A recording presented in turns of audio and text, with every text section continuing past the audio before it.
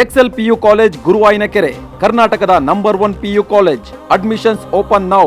ಪ್ರೇಯಸಿ ಕೈಕೊಟ್ಲು ಅಂದಾಗ ಪ್ರಿಯಕರ ಕ್ರೂರವಾಗಿ ವರ್ತಿಸಿ ದುಷ್ಕೃತ್ಯಗಳನ್ನು ಎಸಗಿರೋ ಸಾಕಷ್ಟು ಘಟನೆಗಳನ್ನು ನಾವು ನೋಡಿರಬಹುದು. ಆದರೆ ಇದು ಉಲ್ಟಾ ಕೇಸು. ಇಲ್ಲಿ ಪ್ರೇಯಸಿಯೇ ಪ್ರಿಯಕರನನ್ನ ಬೆಂಕಿ ಹಚ್ಚಿ ಸುಟ್ಟು ಕೊಂದು ಹಾಕಿಬಿಟ್ಟಿದ್ದಾಳೆ. ಪ್ರಿಯತಮಿಯೇ ತನ್ನ ಪ್ರಿಯಕರನನ್ನ ಬೆಂಕಿ ಇಟ್ಟು ಕೊಂದಂತಹ ಕೇಸ್ ತನಿಖೆ ಚುರುಕಾಗಿದ್ದು ಕೊಲೆ ಹಿಂದಿನ ರಹಸ್ಯ ಬಯಲಾಗಿದೆ.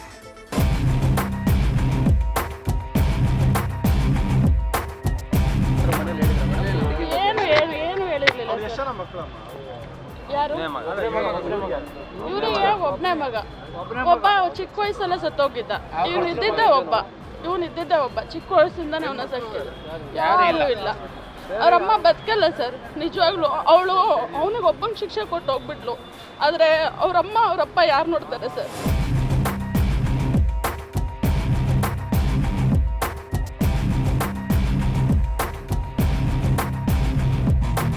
ಅವಳೊಂದು ಒಂದು ಸಂಸಾರ ಒಂದು ಮನನ ತೆಗೆದ್ಬಿಟ್ಲು.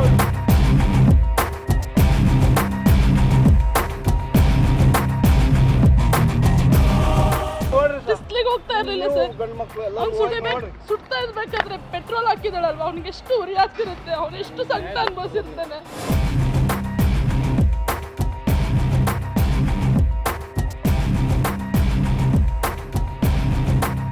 ದುಃಖ, ನೋವು, ಕಣ್ಣೀರು, ಇದ್ದೊಬ್ಬ ಮುತ್ತಿನ ಮಗ ಇನ್ನಿಲ್ಲ ಅನ್ನೋ ಅಳಲು ಒಂದು ಇಡೀ ಕುಟುಂಬವನ್ನ ಬೀದಿಲಿ ನಿಲ್ಲಿಸಿದ್ದಾಳೆ. ಈ ಜೀವಕ್ಕೆ ಇನ್ಯಾರು ದಿಕ್ಕು ಅನ್ನೋ ಅಕ್ಕನ ಯಾತನೆ. ವೆಸ್ಟರ್ನ್ ಸ್ಟೈಲ್ ಪ್ರಪೋಸ್ ಮಾಡ್ತೀನಿ ಅಂತ ಕೊಂದೇ ಬಿಟ್ಲು. ಹೆತ್ತವರ ಕಣ್ಣೀರು, ತನಿಖೆ ಚುರುಕು, ಕಾಡ್ತಿದೆ ಹತ್ತಾರು ಡೌಟ್.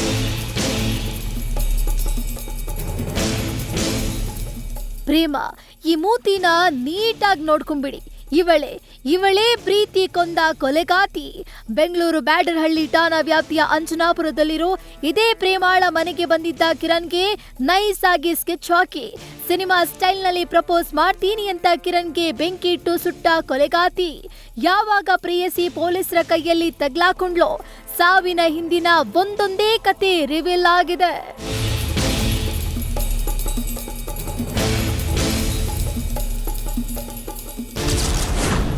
ಅಂದಹಾಗೆ ಪ್ರಿಯಕರ ಕಿರಣ್ ಪ್ರೇಮಾಳನ್ನ ಅವಾಯ್ಡ್ ಮಾಡಿ ಮಾಜಿ ಲವರ್ ಜೊತೆ ಸಂಪರ್ಕದಲ್ಲಿದ್ದಂತೆ. ಮಾಜಿ ಲವರ್ ಬರ್ಡೇ ಸೆಲೆಬ್ರೇಷನ್ ಮಾಡಿ ಫೋಟೋಸ್ ತೆಗೆದುಕೊಂಡಿದ್ದಂತೆ. ಇದನ್ನ ನೋಡಿ ಪ್ರೇಮಾ ಕಿರಣ್ ಜೊತೆ ಗಲಾಟೆ ಮಾಡಿದ್ಲು.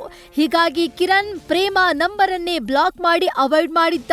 ತದನಂತರ ಪ್ರೇಮಾನೇ ನೀನು ಹೇಳಿದ ದಿನವೇ ಮದುವೆಯಾಗೋಣ ಅಂತ ಮತ್ತೊಂದು ನಂಬರ್ನಿಂದ ಕರೆ ಮಾಡಿ ಹೇಳಿದ್ಲು. ಬಳಿಕ ಕೇವಲ 2 ದಿನದಲ್ಲಿ ಕೊಲೆಗೆ ಸ್ಕೆಚ್ ರೆಡಿ ಮಾಡಿ ಸಿದ್ಧತೆ ಮಾಡಿಕೊಂಡಿದ್ಲು. ಆನ್ಲೈನ್ ನಲ್ಲಿ ಹ್ಯಾಂಡ್ ಕಫ್ ಬೆಲ್ಟ್ ಖರೀದಿ ಮಾಡಿದ್ಲು. ಇದಿಷ್ಟು ಎಲ್ಲ ಪ್ರಿಯತಮನ ಕೊಲೆ ಮಾಡಿ ತಾನೂ ಕೂಡ ಆತ್ಮಹತ್ಯೆಗೆ ಪ್ಲಾನ್ ಮಾಡಿರುವ ಅನುಮಾನವಿತ್ತು. ಆಕೆಯ ರೂಮ್ ನಲ್ಲಿ ವಿಷದ ಬಾಟಲ್ ಹಾಗೂ ಕೆಲ ಮಾತ್ರೆಗಳು ಪತ್ತೆಯಾಗಿವೆ. ಇನ್ನು ಬೆಂಕಿಯ ತೀವ್ರತೆ ಹೆಚ್ಚಾಗಿ ಅರೆಬರೆ ಬಟ್ಟೆಯಲ್ಲೇ ಪ್ರೇಮ ಭಯದಿಂದ ಹೊರಬಂದಿತ್ತು. ಆಗ ಪಕ್ಕದ ಮನೆಯ ಮಹಿಳೆ ಬಟ್ಟೆ ಕೊಟ್ಟು ಒಳಗೆ ಕರೆದೊಯ್ದಿದ್ರು ಅನ್ನೋ ಮಾಹಿತಿ ಸಿಕ್ಕಿದೆ.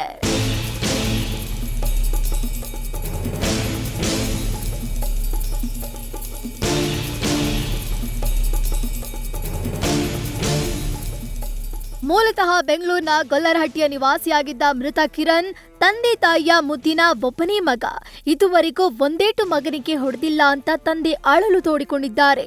ಮೃತನ ತಾಯಿಗೆ ಇದುವರೆಗೂ ವಿಷಯ ಗೊತ್ತಿಲ್ಲ, ಹುಷಾರಿಲ್ಲ, ಐಸಿಯುನಲ್ಲಿದ್ದಾನೆ ಅಂದಿದ್ದಕ್ಕೆ ಯುವಕನ ತಾಯಿ ಸುಸ್ತಾಗಿದ್ದಾರೆ. ಮೃತಪಟ್ಟಿದ್ದಾನೆ ಅಂತ ಗೊತ್ತಾದ್ರೆ ಬದುಕಲ್ಲ ಅಂತ ಮೃತನ ಅಕ್ಕ ಕಣ್ಣೀರು ಸುರಿಸಿದ್ದಾರೆ. ಒಂದೇಟು ಹೊಡೆದಂಗೆ ಸಾಕೊಂಡು ಇವತ್ತ ಬೆಂಗಳೂರಿಗೆ ಕಳಿಸಿದ್ವಿ. ಅವನು ಇಲ್ಲಿ ಇದಕ್ಕೆ ಹೋಗ್ತದ ಕಂಪ್ನಿ, ಈ ಅಮ್ಮನು ಹೋಗ್ತಿದ್ದಾನೆ. ಎಲ್ಲೋ ಏನೋ ಮಾಡ್ಕೊಂಬಿಟ್ಟು ಮನೆಗೆ ಕರ್ಕೊಂಡೋಗಿ ಓಡಾಕಿ ಆಡಂದಾಗಲ ಬೆಂಕಿ ಇಟ್ಟು ಕೊರಕ್ ಮಾಡ್ಯಾರಲ್ಲ ಇದು ಧರ್ಮ. ಇವಾಗ ಅವ್ರ ಅಮ್ಮಂಗೆ ವಿಷಯ ಗೊತ್ತಿಲ್ಲ. ಗೊತ್ತಾದರೆ ಅವರಮ್ಮ ಆ ಸ್ಪಾಟಲ್ಲಿ ಸತ್ತೋಗ್ತಾರೆ. ICU ಇದ್ದಾರೆ ಅಂದಿದ್ಕೇನೆ ಪ್ರಜ್ಞೆ ಇಲ್ಲ ಅವ್ರಿಗೆ. ಊರಲ್ಲಿ ಆಲ್ರೆಡಿ ಒಂದು ಮಗು ಸತ್ತೋಗಿದೆ, ಅವಕಾಶ ಸತ್ತೋಗಿತ್ತು. ಇವನಿರೋನೊಬ್ಬ ಚಿಕ್ಕ ವಯಸ್ಸಿನಿಂದ ಭಾಳ ಮುದ್ದು ಮಾಡಿ ಬೆಳೆಸಿದ್ರು. ಇಲ್ಲಿಗೆ ಬಂದು ಇಲ್ಲಿ ಒಂದು 4 ತಿಂಗಳಾಗಿದೆ ಅಂತೆ, 4-5 ತಿಂಗಳಾಗಿದೆ ಅಂತೆ ಇವ್ರ ಫ್ರೆಂಡ್ಸ್ ಆಗಿ. ಒಂದು 4-5 ತಿಂಗಳಿಗೆ ಏನಾದರೂ ಇದ್ದಿದ್ರೆ ಕಾನೂನು ಇತ್ತಲ್ವ, ಅವಳು ಹೋಗ್ಬೋದಿತ್ತಲ್ವ, ಕೇಳ್ಬೋದಿತ್ತಲ್ವ. ಅವಳಿಗೆ ಅಷ್ಟೊಂದು ಅವಳು ಮದುವೆನೇ ಆಗಲೇಬೇಕು ಅಂತ ಇದ್ದಾರೆ, ಬಂದು ಕೇಳ್ಬೋದಿತ್ತಲ್ವ. ಪ್ರಾಣ ತೆಗೆವರೆಗೂ ಹೋಗಿದ್ದಾರೆ ಅಂದ್ರೆ ಅವ್ರ ಅಪ್ಪ ಅಮ್ಮನ ಯಾರು ನೋಡ್ತಾರೆ ಸರ್? ಇಡೀ ಊರಲ್ಲಿ ಅವ್ನು ಮುದ್ದಿನ ಮಗ ಆಗಿದ್ದ, ಇಡೀ ಊರ ಸ್ಮಶಾನ ಆಗ್ತಿದೆ, ಇವಾಗ ಯಾರು ನೋಡ್ತಾರೆ ಅವ್ರನ್ನೆಲ್ಲ?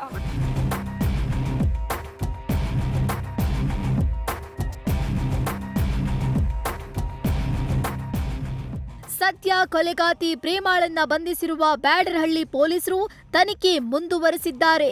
ಇಷ್ಟು ಕ್ರೂರವಾದ ಹತ್ಯೆಯನ್ನ ನೋಡಿ ಪೊಲೀಸರೇ ಶಾಕ್ ಆಗಿತ್ತು. ಆಕೆಯೊಬ್ಬಳೇ ಹತ್ಯೆ ಮಾಡಿದ್ಲ, ಬೇರೆಯವರ ಸಹಾಯ ಪಡೆದಿದ್ಲ ಅನ್ನೋ ತನಿಖೆ ನಡೀತಿದೆ. Chandrashekar, news first, Bengaluru.